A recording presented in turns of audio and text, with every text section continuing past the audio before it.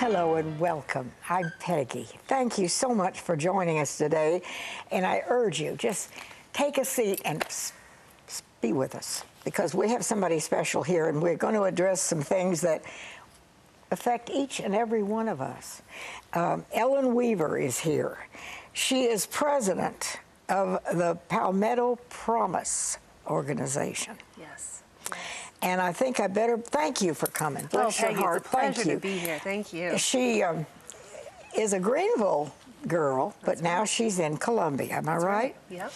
And I think I better just ask you at the very beginning, what is the Palmetto Promise? What is it? Well, we believe in the limitless promise of South Carolina and her people. And so because of that, my former boss, Senator DeMint, and I decided to start a public policy organization here in South Carolina. We're a nonprofit organization that does public policy research, and we work to equip our legislators in Columbia with good information. And we also work to just talk to everyday citizens in South Carolina and empower them with the information that they need to know in order for them to hold their legislators accountable and encourage their legislators to enact the kind of good public policy that is going to move our state in the right direction. And I like to think that we have good, committed people there. I think by and large, many people do go to Columbia to serve. I think they have a heart for service. I don't know why in the world anybody would want to do it unless they had it's like a calling. Yes, that's right, because they're paid very little money. It is long hours, and they just take constant grief. No matter what you do, somebody is going to be angry at you. Yeah. But I think the challenge is that the system itself is structured to stop good things from happening. The seniority system, the way that our government is structured, so good people can go into that system and not really achieve the kind of results that we as conservatives would like to see happen. And so at Palmetto Promise, we want to equip those good people going into the system with the ideas that they need to help our state be successful. So you would encourage people to think about serving. Absolutely. It's a high calling. It really is. I worked for 12 years in the office of Congressman DeMint and Senator DeMint, and I saw firsthand what an incredible sacrifice it was for him and his family to do that. But I also saw the incredible good that is possible and the lives that you can touch when you have a commitment to public service like Senator DeMint had, when you're about ideas and not about personal power.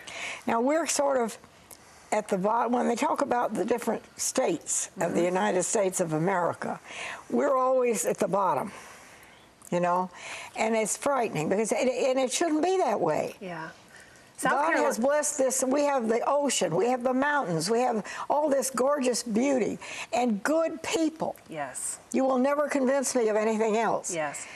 I tell people all the time, South Carolina is one of the most incredible places you could ever want to live, exactly for what you laid out. We have incredible weather, incredible geography, incredible people, and I really believe the only thing standing in our way as a state are a few good policy decisions, ideas that could help transform our education system and create high-quality education options for every student in our state, regardless of where they live. A tax structure that is simplified and streamlined and that helps encourage small businesses to start here. That makes it hard, isn't it? Yes. Our tax structure makes it hard for somebody in a small business. Exactly. And people will stop and think, well, I don't think I want to venture forth and start a business because of all this. We punish people who are willing to take a risk too often. And so that's what we do at Palmetto Promise, is say, what are these barriers to opportunity that we have put up in public policy, and how can we remove those barriers and help empower the people of our state to reach their full God-given potential? Now, did Jim DeMint start this He partnered with me to start this. When he retired from the Senate in late 2012, he had money left in his campaign account. And he recognized that for all of the efforts and all of the years that he had spent in Washington, it's never going to be Washington that saves us. I think people get really caught up in the sound and fury of the national news and everything, every controversy that you see coming out of Washington. But the fact is that our founders set up our states to be the laboratories of democracy. And the power of America has always resided in the spirit of its people and in local communities. And so his passion was really to create an organization that, again, can help generate ideas, can look around the country and say, this is working in this state. Why can't we try it in South Carolina? And to really be, if you want to call it this, a think tank or an incubator for good ideas for our state. He realized that working at the state level is really where the power is. Okay. So what you need are more people to become involved, just everyday people. That's right. That's right, because it's the voice of the people that determines the direction of our state and our democracy. And so what we're committed to is providing people with information, but we need people to receive that information. So I would encourage them to visit our website at palmettopromise.org. They can very easily sign up to receive our weekly email there. We don't sell their email address. We don't spam them. It's a weekly email, but it just gives them 3 stories every week that they need to know in order to be an informed South Carolinian and to help encourage, again, our lawmakers to make good decisions. Okay, so we urge people to sign up for that. That would be wonderful. You want more and more people. Please. All right. Now, U.S. News and World Report, they came out with a list. Yes. And it wasn't very nice. No, it put South Carolina 50th for our K-12 education system. That's shocking. It is shocking, and I hate to tell you, Peggy, the crisis we face in our K-12 education system is very discouraging. And I want to hasten to add that when I talk about the results of our education system, I'm talking about a system. I'm not talking about the people within that system. There are many, many, many wonderful, dedicated teachers who sacrifice good salaries. Oh, I was going to say they could make more money doing something else. Doing almost anything else, and they love and care for these children. But the system itself that we have created, the way that money is spent within the system, the way that the system is structured. I mean, our education system was created for the 1800s. We don't live in an agrarian economy in the 1800s anymore. So the fact is, we're just not doing education for the 21st century. And when I talk about a lot of education reform ideas like school choice or like other reforms like expanding online learning access and just many of the other things that we could do to modernize our education system, I believe that those ideas at the end of the day empower teachers to live better lives too. You can't talk to a teacher, but that you hear them talk about all the bureaucracy and the red tape and just everything that they have to deal with on a daily basis. It keeps them from teaching. It keeps them from teaching. And we know that many national studies have shown that the #1 in-school indicator of student learning is the quality of the teacher. So if you are allowing teachers to teach, that's only going to be good for our students. And right now, we're just not doing that. So what can we do to make it better? You pointed out all these things, and I agree with you.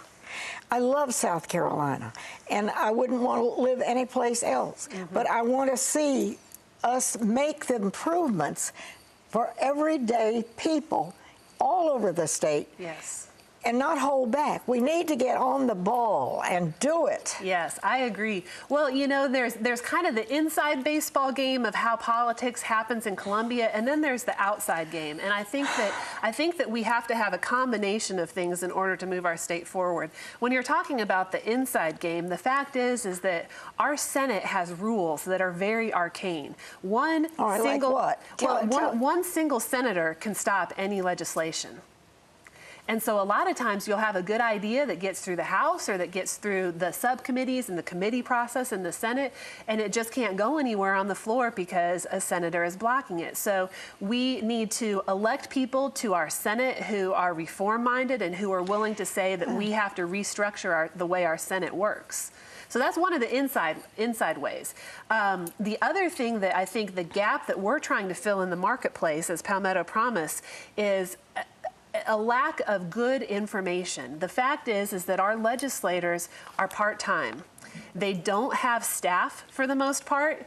And so many of them will have, for instance, in the House side, they'll have a single administrative assistant who sits outside and works for 4 different members in that office suite. And so they don't have research staff by and large. There are people who work on the committees, but when you think about the number of lawmakers that there simply aren't enough people. And so there's an information gap there because they simply don't have the time and the people to do the research that is needed. And so again, that's where we can step up to fill that gap, to help do that research and to get them the information from what I would call a good disinterested position. And by disinterested, I mean that we don't have a financial stake in one idea passing or another idea passing. We truly want to see what is good for South Carolina happen, because a lot of times the lawmakers are getting information from paid lobbyists, people who have a financial stake in whatever outcome there is. That shouldn't be. Yeah, it's a big problem. It really is. And so that's why, again, we're so passionate. Wait, back up a minute, Ellen. Sure. Talk about, you said they're getting information from their lobbyists? Absolutely. Explain. You know, I'm one of the, it just boggles my mind. I'm trying to grasp what you're telling me. Right. So if you have a big corporation, we'll just call it Corporation X, and they have a headquarters here in South Carolina, and obviously they're going to be very interested in tax policy. They may be interested in regulation and licensing policy. And so what they're going to do is pay a lobbyist, or if they're a big firm, they're going to pay a lot of lobbyists to go down there and to talk to legislators and to provide information that bolsters their side of the argument, whatever it is. Now, of course, you would expect people to be able to do that, but lawmakers need to be able to have unbiased information that takes a fair look at the issue from people who don't have a financial stake in it, in the matter. And so that's what we try to do, is just provide fair, balanced information. Now, what about taxes and small businesses? Well, talk about that a little bit. Well, South Carolina and the Southeast in general is what I call an in-migration area. That means that people are moving here from all over the country. Oh, just to get your car out and drive, and you say, where are all these people going? Yeah. Yeah, and people want to be here for all of the reasons that we've talked about before. But the interesting thing is that if you look at our nearest neighbors, at North Carolina, at Tennessee, at Georgia, they are moving to make their tax codes more competitive, more friendly, and more fair to small business. Ultimately, a tax code should create stability. Businesses should be able to predict what their tax burden is going to be. It should create fairness, meaning that everybody needs to have some skin in the game when it comes to paying for state services. And then it should be geared to create economic growth, which means low rates as much as possible, spread as broadly as possible. And right now, that's the exact opposite of what our tax system is. And so as other states around us move to fix and modernize their tax codes, South Carolina has to get in that game, or we're going to be losing business and opportunity to our neighbors, because they also have people moving to them. So as individual citizens, we need to know what's going on, and we need to contact our representatives. Absolutely. You may be surprised to know that South Carolina has the highest individual marginal tax rate in the country. It is 7%, or not in the country, I'm sorry, in the region, in the Southeast region, not in the country, 7%. And that is on anything over $14,000 or more, because when our tax code was enacted in the 50s and 60s, they didn't adjust the brackets for inflation. So essentially, if you make $14,000 in this state, you're in the highest income tax bracket of 7%. Okay. We're going to go to a quick break.